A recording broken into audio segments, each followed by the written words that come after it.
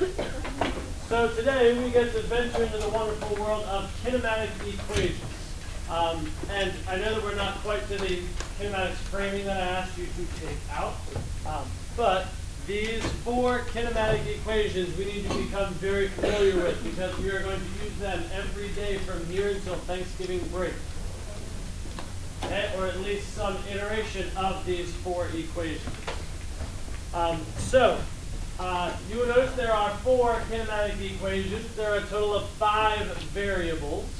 Okay? And we already know what every single one of these variables stands for. Sebastian, what's one variable that you already know you see between these equations? T standing for? Time, absolutely. Sebastian, another one. A standing for? Acceleration. Caitlin? Delta X standing for? Displacement. Joseph? VI standing for? Initial velocity. Good, initial velocity. And Roman, if you've been keeping track of it all? Meaning? Final velocity. Okay. We already know all these terms. Okay, we've talked about them. We've introduced them in a formal sense. We've actually even done a little bit of work with the one of the equations themselves.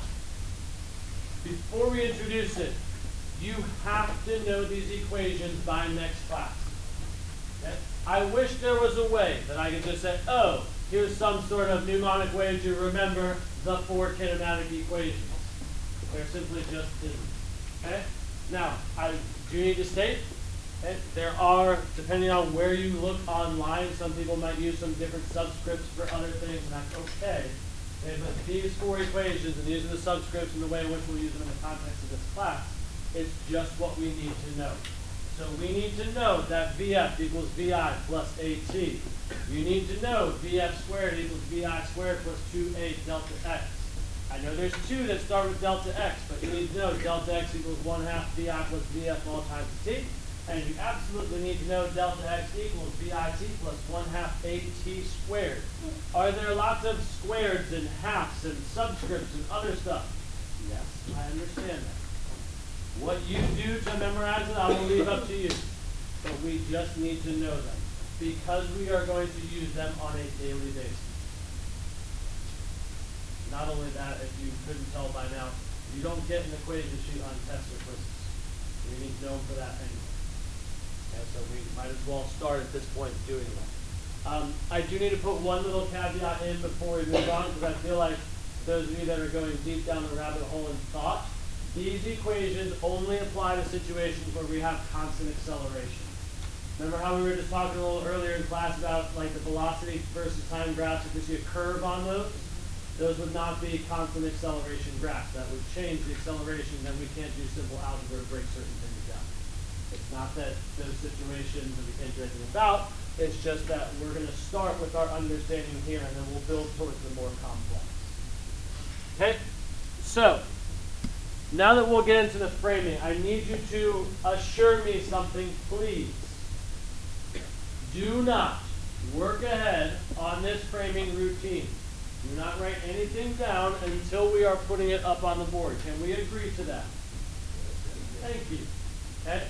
Because, as with a lot of things, we need to learn a process. Okay? And as we're learning a process, there's a sequence of events, the sequence of things I'm going to ask you to do as we go through them. Okay?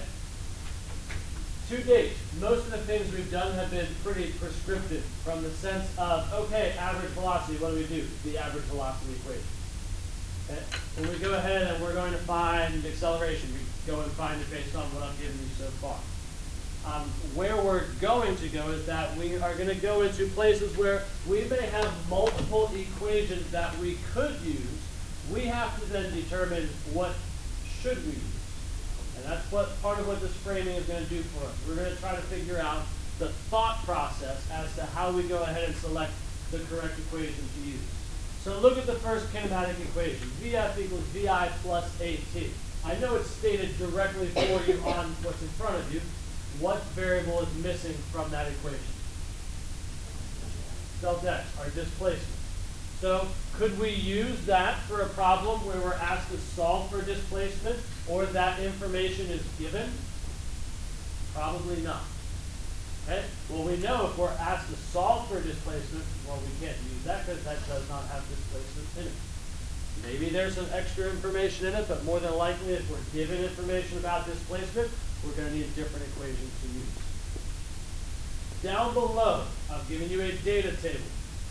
Okay? And to start off, I've already blacked out for you the box of information that we're not going to use for this kinematic equation. Okay? I'll talk you through how exactly we're going to use that data table. But that data table is not going to earn you credit. It's there as a resource for you to go ahead and figure out what should we be doing. So our best way to learn is just to jump into a problem and see how we can apply it. So let's go down to the problem itself. Let's read it and figure out what we're doing. So a Corvette reaches 96.5 kilometers per hour with a constant acceleration of 5.47 meters per second squared. Assuming the car starts from rest, how long does it take for the car to reach this speed? The first thing you're going to do is wait until we go ahead and figure stuff out before we plug stuff in. And we're going to put a happy little question mark in the spot of the box we're trying to solve for. What are we trying to solve for in this problem? We're trying to solve for a value of time. So in that place, we will put a question mark there. We know that is something that we're trying to find. Next, there should be a red flag that pops up in our mind when we read this problem. What is that red flag? The kilometers per hour. Okay? We need to convert that. And we are going to do it without writing a single thing down. You're going to do it in your calculator. As a friendly reminder for all of us, how do we convert from kilometers per hour to meters per second? Multiply by 1,000, good, and we divide by?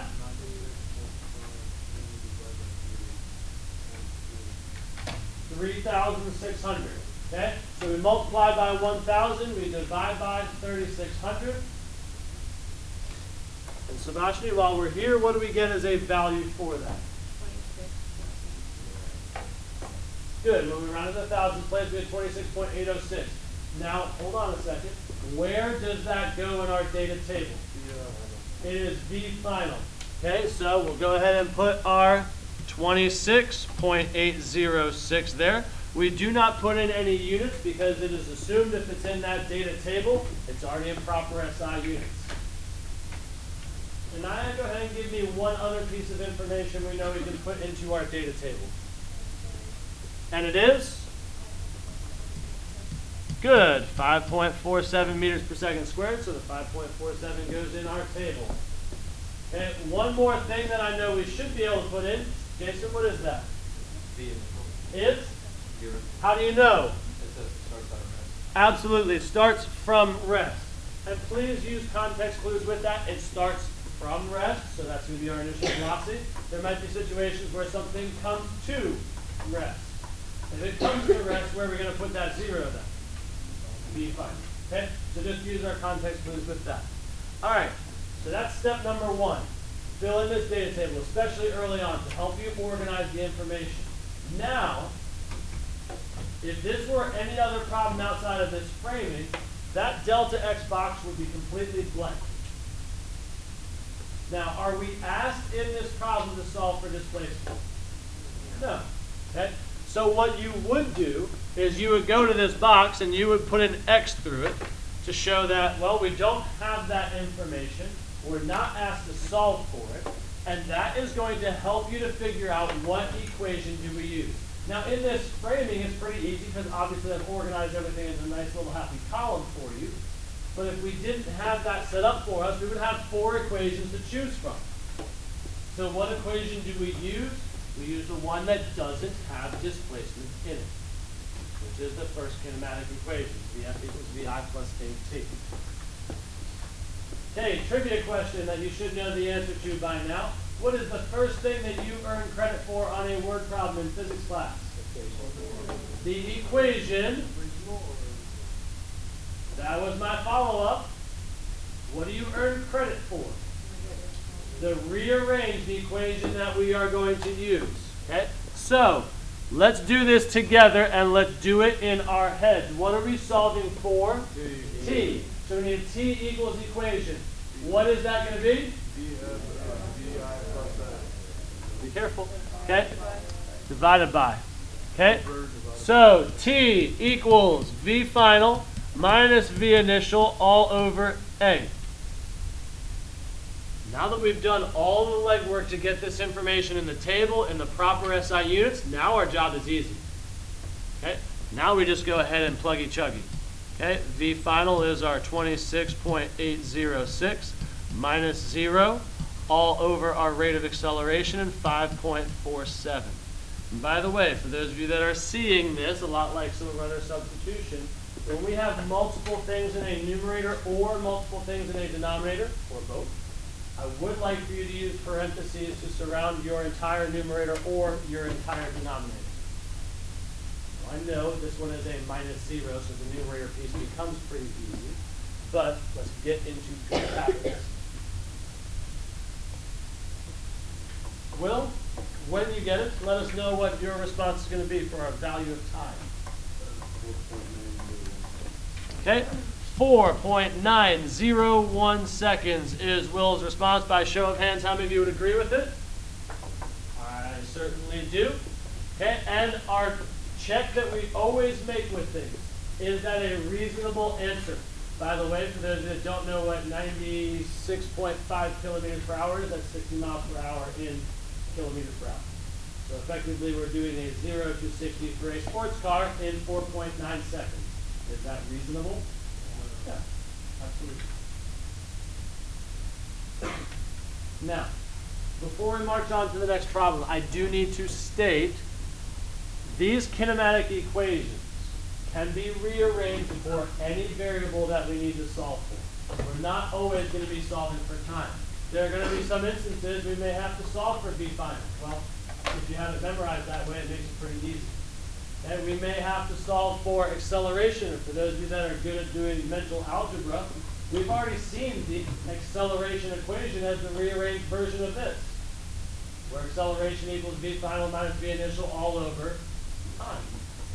So we've seen that. And that's part of the reason why when we did the acceleration sample problems a while back, I wanted you just to put it over the duration of time, because we end up just doing the first kinematic equation as our way of doing it. Any questions on our first problem? Okay, all right, let's go on to our second equation, which is the VF squared equation. Okay, Billy Bob, who by the way is my fictional redneck character, who we end up coming across a little bit within this unit and future units. He chases a deer through the woods. He starts from rest and accelerates at a rate of 0.5 meters per second squared, reaches a velocity of 3.7. We want to know his displacement. So what's the first thing we do? Question mark. Thank you. Is that Jason? Yes. Good work, bud. What are we trying to find? Displacement. So we're going to put our happy little question mark there. Are there any conversions that we need to do? Nope. Okay. So this is going to be a little bit easier now. Cole, go ahead and give us one thing to plug into our data table.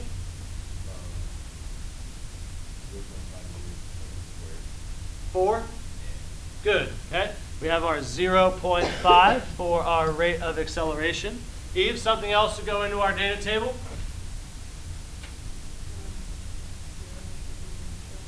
Good. Okay. It says that he starts from rest. Okay. And then Vince, one more thing to finish it off. 4? Yeah. Absolutely. Okay. 3.7 there.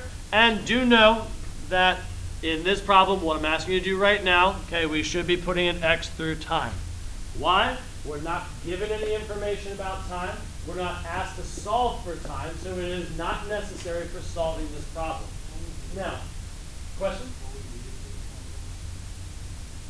We won't if we use the correct equation. Okay? So, and that's kind of the thought process once we get to this point about choosing the correct equation. So when we look at the VF squared equation, it doesn't have time. Does it have all the other things that we need to solve? Absolutely. Now, we do have something before we start doing our substitution. We need to do a little bit of algebra. So now you can take a look at it, but we need to have this rearranged for delta x. Algebraically speaking, what do we get for this equation once we've done? Good. VF squared minus VI squared all over 2a. So in terms of the substitution, well, here we go.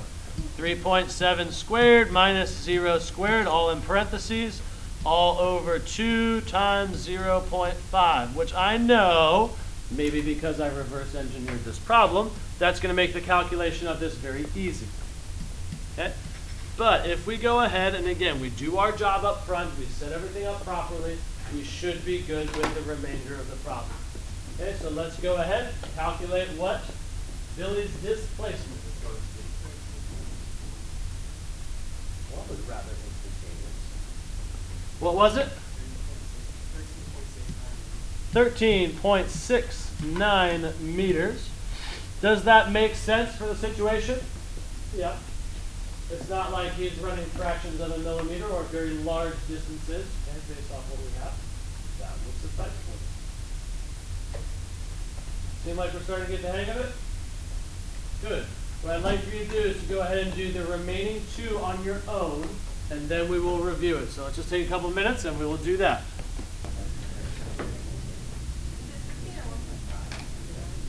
Okay, let's go ahead, let's check these first. Okay, we're going to go to the third problem. Okay. Now, hopefully with this one, we do need to make sure that we have the original equation written. So delta x equals 1/2 VI plus VF all times t. Okay. Then our substitution. There was no conversions with this one, not any algebra being used, so hopefully the third problem was pretty easy. Okay. Was there an assumption that was made in this problem? Yes. What was the assumption, Samar?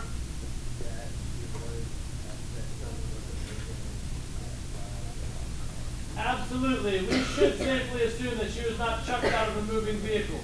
Okay? We are assuming that she started from rest, even though she's really excited about the back-to-school sale. Okay? We do assume that she is starting from rest. Okay? There are sometimes that assumption needs to be made. Okay? Otherwise, more information would have to be provided. So, and I think most of us did fine with this. Did we all get the 4.4 meters? Yes, good. And Maddie, thank you for your response on the board. Okay, checking what we have here. Let's go ahead and check it. We should get 293.745. Is that what mostly everyone got? Okay. There's only one conversion that we need to make with this one, that being the initial velocity. Okay, but once we went ahead and made that conversion, we should be able to get to what we have here. Okay, very job well done, Allie. I will say there's one thing that I do a little differently, and you take it for whatever it's worth. When I get to my substitution, I usually put in 0.5 when we get to this stage, just so that we don't have some funky things, especially when it becomes 2 times this squared, or if we have other things that are involved later and we rearrange this a little differently. When I get to the substitution phase of that, I usually put in 0.5. It's not wrong, Allie, or anybody else that has done it that way. Just a little reminder that that might not be a bad practice. Okay, any questions based on our frame?